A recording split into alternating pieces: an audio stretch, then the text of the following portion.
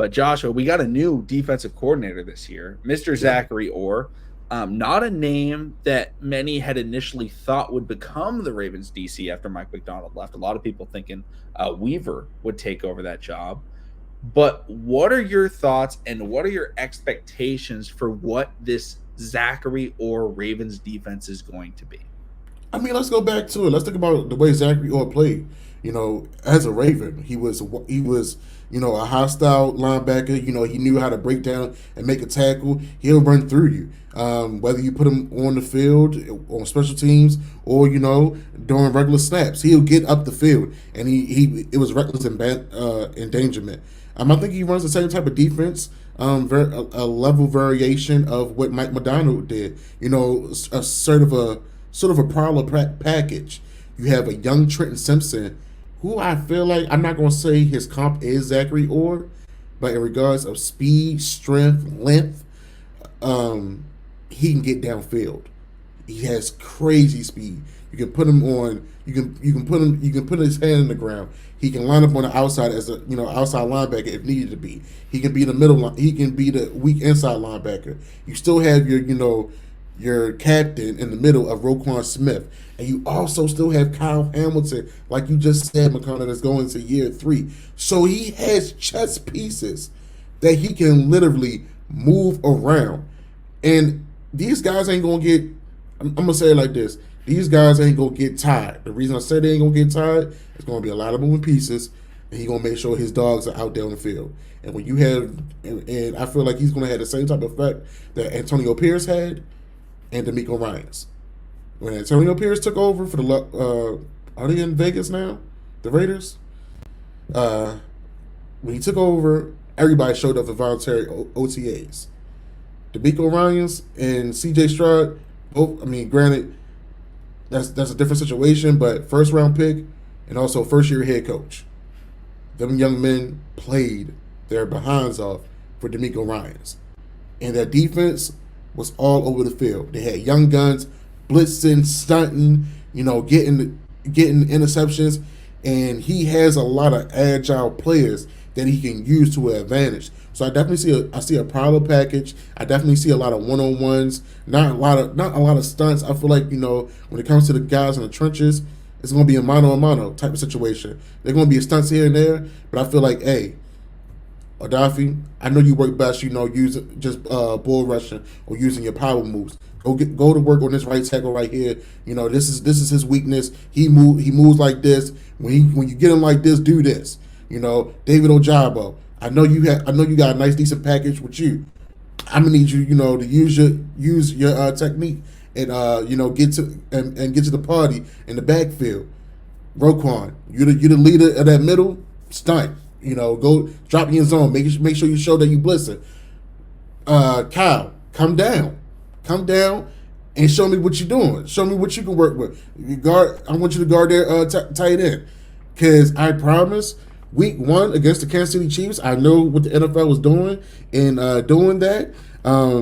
It's going to be a hell of a game. I know the Ravens got a chip on their shoulder, but they want to start. I understand that. For me, I want to start off this upcoming year with a statement.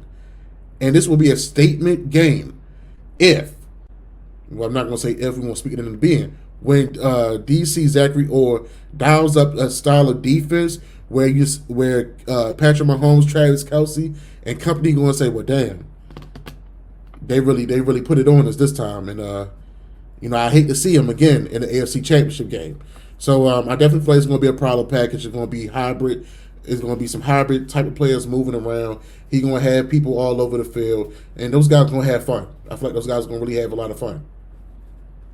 Yeah, and one thing, first expectation, Zachary Orr is going to be on the sideline. Zachary Orr is not going to be a booth coach. He was the most entertaining coach the Baltimore Ravens had. He was the hype man coach.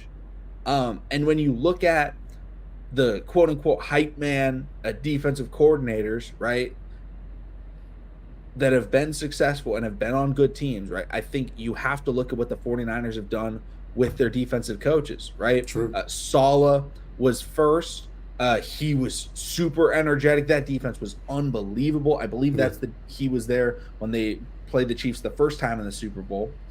And then they go get another former linebacker, because Saleh, I think, was an outside linebacker when he played. But then you get D'Amico Ryans, former player. They're flying around. They're having fun. He's hyping them up because he knows what it takes to be a linebacker in the NFL. And Zachary Orr last year, I love the fact that he's paired with Roquan Smith. One of the best linebackers, if not, in terms of what the Ravens defense is, he is the best linebacker for them. Roquan Smith and Fred Warner, I think, are 2 top 5 defensive players in the NFL. They're the 2 best linebackers in the NFL. I don't think there's anyone remotely close to them. They're very different players. Fred Warner is more of a pass defense kind of guy. Roquan's a run stuffing defense linebacker. But again, whatever you want to teach their own. Yeah. Overall, Zachary Orr is going to have these guys playing with energy. And even though Mike Macdonald was a very good coach, I don't think Zachary Orr is going to be, at least not in year 1. He's not going to be as good because I don't think Zachary Orr's coached a defense. I don't think he's ever been a play caller. He is going to make sure that the energy and the passion that these guys are playing with is going to be unmatched. And for a defense that includes, like you brought up, Joshua, Kyle Hamilton, Roquan Smith, David Ojabo, Adafe Owe, Marlon Humphrey, Nate Wiggins, Marcus Williams, young linebacker Trenton Simpson, Justin Madubuike, all young, feisty players that are willing to talk trash, are willing to, back up and they're willing to fight somebody. Yeah. And this defense is going to be fighting for each other. They're going to be incredibly physical. I think that's what he's going to be preaching. But I love that he was able to sit underneath Mike Macdonald and learn from his defense and figure out how he wants to adapt it. And I think that's going to allow the Ravens defense to be very good. I think they lost the best defensive coordinator in the NFL. That's going to be difficult to replicate. But this is probably the most talented defense in the NFL when you're looking at it.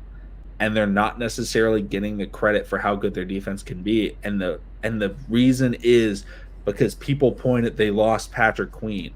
And I want to say this for the people at home. Patrick Queen was not good. We do not care that we lost Patrick Queen. Patrick Queen was a legitimate, only was good because he played with Roquan. We watched Patrick Queen without Roquan. He was horrifying. It was they threw him in the fire immediately as a Mike. We could as a Mike linebacker. That wasn't him.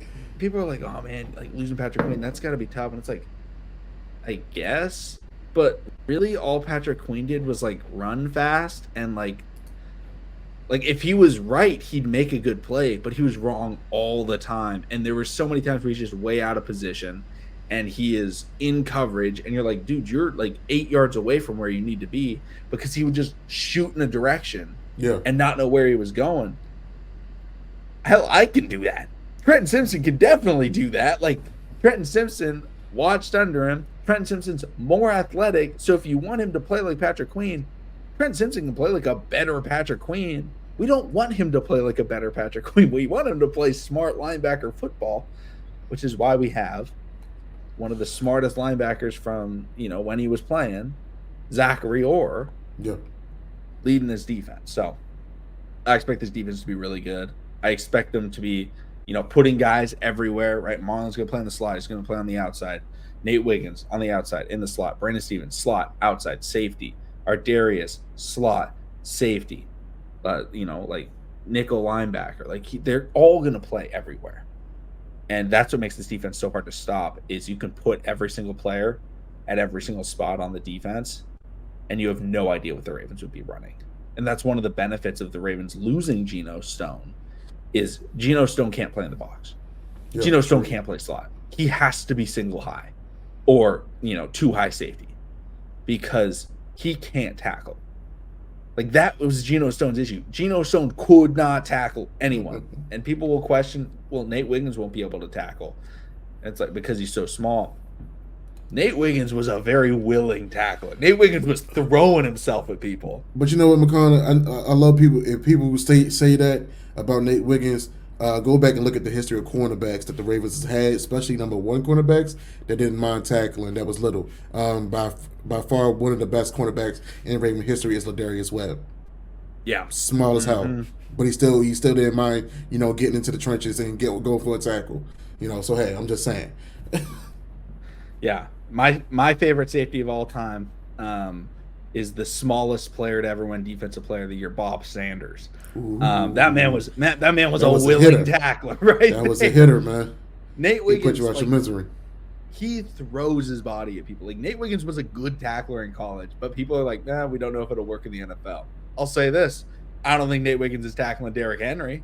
But guess what, Ravens fans? We don't have to worry about that problem anymore because now we have him. So that was the whole question. It was like, remember every time we brought in a player, Joshua, for the last 3 years, it was like, but can he tackle Derrick Henry? Like, we brought in Roquan Smith and we're like, now we can tackle Derrick Henry. We got him. We don't have to worry about that anymore. We're done. We're done with the worries about Derrick Henry.